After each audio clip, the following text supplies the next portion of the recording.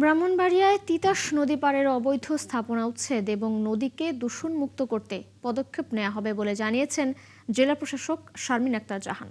সোমবার শহরের শিমরাইল কান্দি মসজিদ ঘাট থেকে মেড্ডা শ্মশান ঘাট এলাকা পর্যন্ত নৌকায় করে নদী পরিদর্শন করেন তিনি। পরে সাংবাদিকদের জানান, নদীর দুপারের 90% স্থাপনাই অবৈধ।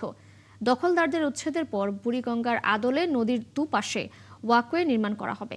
তিনি আরও বলেন, জেলা প্রশাসন ছাড়াও পানি উন্নয়ন বোর্ড BIWTA কে নিয়ে সম্মিলিতভাবে প্রকল্প গ্রহণের মাধ্যমে এসব অবৈধ স্থাপনা উচ্ছেদ করে নদীটি আগের অবস্থায় ফিরিয়ে আনা হবে।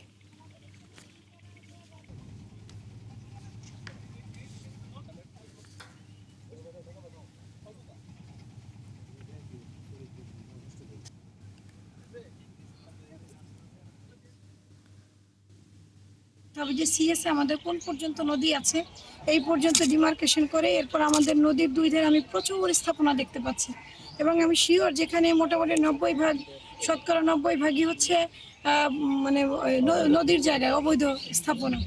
এগুলোর লিস্ট কিছু করা আছে শুনেছি, তারপরে ভেরিফাই করতে হবে এবং তাদেরকে আমাদের উচ্ছেদের জন্য প্রয়োজনীয় ব্যবস্থা গ্রহণ করতে হবে।